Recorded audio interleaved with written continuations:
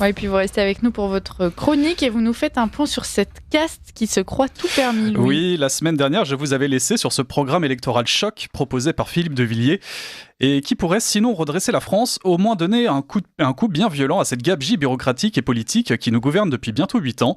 Sauf que comme on l'a vu aux dernières législatives, le peuple français est facilement manipulable et peut se faire indéfiniment avoir, comme le souligne le géopoliticien Jean-Loup Bonamy.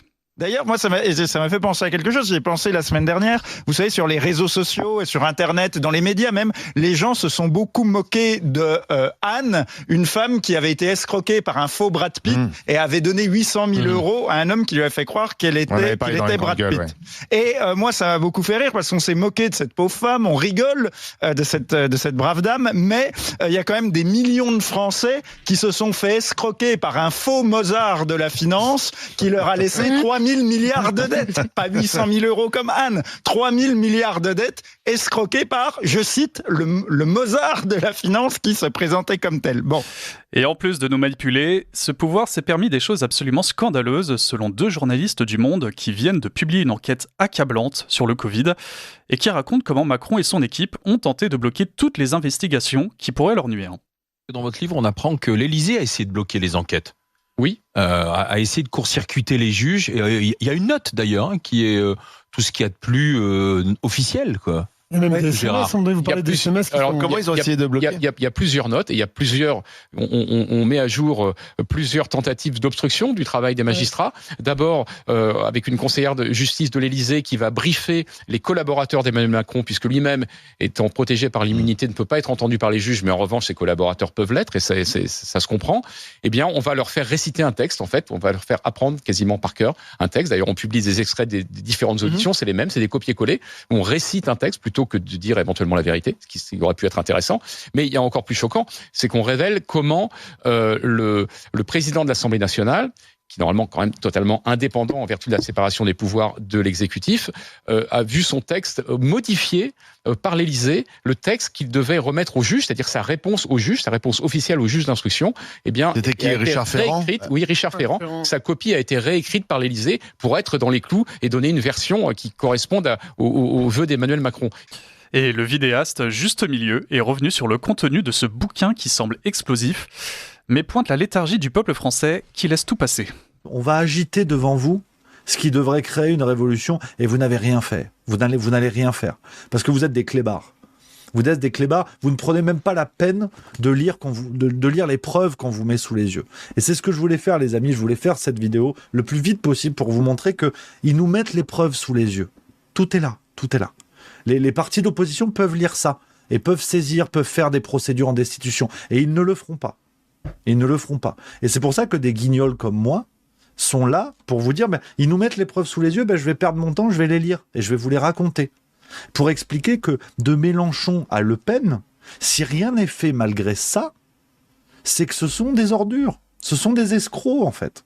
Tout bonnement. Parce que ça vaut une procédure en destitution. Un président de la République qui a donné des éléments de langage à des gens qui devaient témoigner sous serment concernant le Covid, pour cacher des choses. Qu'est-ce que vous voulez de plus ? Donc désormais, une fois de plus, j'attends de nos partis d'opposition, quels qu'ils soient, de l'extrême gauche à l'extrême droite, je tirerai mon chapeau, j'en parlerai dans Juste Milieu, et j'applaudirai le moindre représentant politique qui s'engagera dans cette démarche, de visibiliser ça et de dire nous devons virer ces ordures qui sont au pouvoir. Et s'ils ne le font pas, c'est de la complicité. Et en plus de nous manipuler et de tenter de se protéger, cet État obèse s'octroie des privilèges dignes de la noblesse d'avant la Révolution. Des privilèges listés par le journaliste Marc Menant sur CNews, qui commence par pointer ceux des anciens présidents de la République. Le président de la République, une fois qu'il perd ses fonctions, il gardera un secrétariat pendant 5 ans, 7 personnes. Au bout de 5 ans, c'est 3 personnes. À vie, ça sera un chauffeur, une voiture. Il aura également un appartement d'au moins 80 mètres carrés. Et de façon organique ou logique d'entraînement, il devient membre du Conseil constitutionnel à 13 500 € par mois. Alors, il n'est pas obligé de siéger et à ce moment-là, il ne le touche pas. Et vous vous rendez compte de tous ces avantages. Et Marc Menant continue en listant cette fois les avantages des anciens premiers ministres. Alors, les premiers ministres, on est dans cette logique-là. les premiers ministres, pendant des années, continuent à avoir toute une organisation, un secrétariat, un agent qui les accompagne, et à vie. Alors jusqu'à 67 ans. À partir de 67 ans, ils n'ont plus ces avantages-là. En revanche, passé 67 ans, on garde la voiture, on vous paye le carburant, on vous paye l'assurance, on vous paye l'entretien et le chauffeur. Mais il n'y a pas que les premiers ministres. Vous avez également les ministres de la Défense, le ministre de l'Intérieur et le ministre des Affaires étrangères. Vous vous rendez compte de cette folie qui consiste parce que pendant un certain temps, soit vous vous êtes engagé pour le pays, soit vous avez dépensé une énergie fabuleuse, mais néanmoins, vous jouissez d'avantages colossaux. Et le dernier point, M. Cazeneuve, l'année dernière, entre 2023, il a coûté à l'État 201 387 €. Monsieur De Villepin, 197 540 €. Monsieur Raffarin, 160 576 €. Et alors, Madame Édith Cresson, elle continue toujours à avoir des avantages de ses fonctions, alors qu'elle n'a pas été Premier ministre très longtemps. Et nous, pauvres gueux que nous sommes, nous devrons, comme toujours, nous plier aux exigences de ces politiques jusqu'à la prochaine goutte d'eau. Et cette goutte d'eau, Macron l'avait bien senti passer en 2018 avec les Gilets jaunes. Mais cette fois, avec l'arrivée de cette mesure scélérate que sont les zones à faible émission, l'histoire risque bel et bien de se répéter. Donc oui, c'est liberticide, parce que vous avez des gens qui, du jour au lendemain, comme ça, dans la nuit du 31 décembre au 1er janvier, s'il y avait des verbalisations par radar, seraient verbalisés parce qu'ils emmènent leurs gamins à l'école, parce qu'ils vont travailler. Une France qui décide d'interdire aux Français d'aller travailler, il y a de quoi quand même se poser des questions. On est d'accord. Comment c'est appliqué ? Il y a des lectures de plaques pour l'instant ? Pour l'instant, on n'a pas encore ces radars. Mais quand ils vont arriver, comment ça va fonctionner ? Lecteur automatique de plaques d'immatriculation, comme le stationnement dans les grandes villes. C'est-à-dire, vous allez être flashé systématiquement. Et ça sera pas un flash, hein. Si vous si vous passez devant 3 radars dans la journée, ça sera 3 fois la sanction applicable.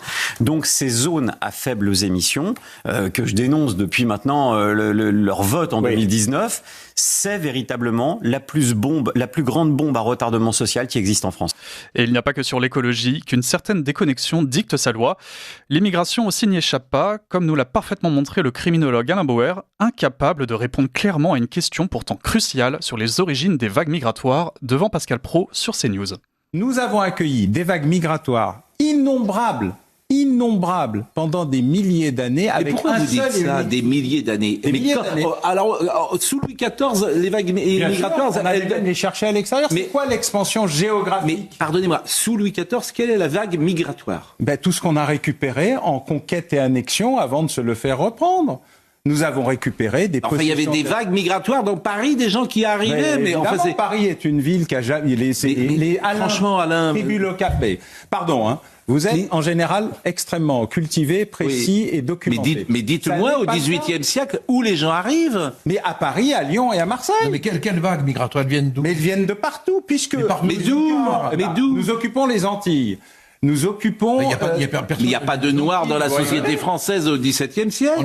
On est sous la période de l'esclavage, enfin, ils vont quand même pas... Ce sont des esclaves, enfin, ils vont pas venir d'eux-mêmes, enfin, ils sont transportés ici au titre de l'esclavage. Qui vous dit qu'ils sont volontaires? Non, mais vous dites des vagues. Vous comparez des milliers en plus. Pardonnez-moi, déjà, il y a la même religion, ce qui est quand même une différence fondamentale. Pas toujours. Je vous rappelle qu'on a un petit sujet protestant dans ce pays quand même. Oui, on a eu un sujet cathare. En fait, c'est pour ça qu'en fait on y arrive. Mais c'est pas du relativisme. Mais ça s'appelle. Mais ce discours-là, en fait, c'est ce discours-là qui fait qu'aujourd'hui on en est là. Et autre exemple de déconnexion sur RTL, Yves Calvi a tenté de nous ressortir cette fable des métiers que les Français ne voudraient plus faire, comme éboueur, ouvrier ou plongiste. Heureusement, Sarah Knafo était là pour le recadrer. Qui va remplacer tout le travail qu'ils font, par exemple, dans notre pays, à chaque fois que j'entre dans un restaurant, la moitié du personnel qui est en cuisine, je ne sais pas s'il est déclaré, mais en tout cas, il n'est certainement pas français et il est venu chercher du travail que nous ne faisons plus. Si je puis me permettre, Monsieur Calvi, vous n'allez au restaurant qu'à Paris parce que je vous invite à aller au restaurant dans d'autres villes de France et vous y verrez que les Français font tout à fait ce travail. Il faut pas mépriser les Français, vous savez, en faisant croire que ce seraient des fainéants indignes des tâches qu'on devrait donner qu'à des immigrés. C'est pas vrai. Vous allez pas me dire qu'il y avait pas de restaurant français avant qu'il y ait une immigration incontrôlée et massive. Dans les années 60, vous pensez que les restaurants ne tournaient pas en France? Et dans le bâtiment, vous n'avez pas l'impression que la présence des Français est assez faible? Donc on a construit la France depuis 10 siècles uniquement avec les immigrés. Avant, on savait pas faire le bâtiment. Notre-Dame de Paris, c'est des Marocains et des Algériens qui l'ont construit. Vous pensez qu'on a construit comment notre pays? Comment on a construit nos routes? C'est uniquement des immigrés qui sont venus faire ça? Et quand cette élite qui se croit tout permis est contredite par une figure comme Donald Trump, elle répond par la censure, ou ce qu'on appelle en Belgique le cordon sanitaire. La preuve en direct avec la patronne de la RTBF qui diffuse son discours en différé de peur de banaliser des propos d'extrême droite. Alors on a constaté à plusieurs reprises que Donald Trump a tenu des propos racistes, d'extrême droite, xénophobes, d'incitation à la haine également. Et donc nous avons décidé de diffuser ce discours avec un léger différé pour prendre tout simplement le temps de l'analyse, du décryptage. Et c'est une pratique que nous appliquons déjà depuis de nombreuses années à la RTBF en Belgique francophone avec d'autres médias et que nous appelons avec un terme technique qui s'appelle le cordon sanitaire médiatique et qui nous permet tout simplement d'éviter de banaliser des propos d'extrême droite, des propos d'incitation à la haine, d'éviter de normaliser ces propos. Alors il ne s'agit certainement pas de censure. Évidemment que la RTBF ne pratique pas la censure. Et bien évidemment, cette censure à peine croyable n'a pas échappé à Philippe de Villiers. Hilarant et pathétique. Et ça, évidemment, je me souviens quand j'étais étudiant, j'avais lu Orwell. Je comprenais pas Orwell. Je me souviens, un jour, j'avais dit à mon père, il exagère, c'est n'importe quoi. Ça n'arrivera jamais. Mais ça y est, on y est, les 2 minutes de la haine. Bon, la première puissance du monde, quand même. Et alors, première réflexion, c'est le commentariat officiel du Belgiquistan. Puisque la Belgique, ça y est, c'est presque réglé.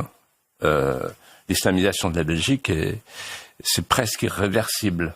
Donc, on voit l'ambiance. Et ensuite, il faut comprendre le propos. Se mettre un instant à la portée de cette personne éminente d'une parfaite bonne foi. Qu'est-ce qu'elle dit au fond? Elle dit, il faut faire un exercice de salubrité publique.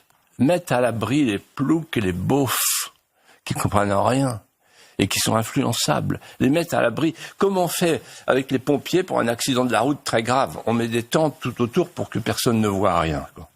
Donc on met une tente autour de Trump en disant on laisse parler le monstre. En fait, l'Amérique de Trump, elle a mauvaise haleine. Et si l'on devait personnifier cette caste médiatico-politique qui se croit encore une fois tout permis, je sélectionnerais volontiers le comédien Jacques Weber qui a osé comparer Trump au nazisme tout en balançant des menaces de mort sans être une seule seconde recadré par la journaliste qui l'écoute religieusement. Moi je suis absolument sidéré, estomaqué par l'aphasie qu'il y a autour de Trump, par la façon dont les gens acceptent. Moi, j'entends dans la rue, dans les bistrots, partout, oh bah finalement, il va faire bouger les choses, oh bah finalement, il va relever l'économie. Mais il y a une feuille de cigarette entre le nazisme et Trump. Trump est une ordure absolue, un danger absolu non seulement pour son pays, mais pour le monde entier. Mais au nom de Dieu, mais réveillons-nous, il faut que le monde descende dans la rue pour sortir cet horrible individu qu'est Trump. Ne pesons pas nos mots. Je sais bien que la diplomatie est obligée de faire attention, mais c'est un gros dégueulasse qu'il faut écrabouiller, qu'il faut supprimer littéralement. Voilà, et en attendant la chute de cette caste nuisible, je vous dis à la semaine prochaine et surtout, tenez bon. Mais à tout à l'heure, surtout Louis, vous restez avec nous pour l'édition avec plaisir. Jean Messia. À tout à l'heure, Lisette. Merci pour cette chronique.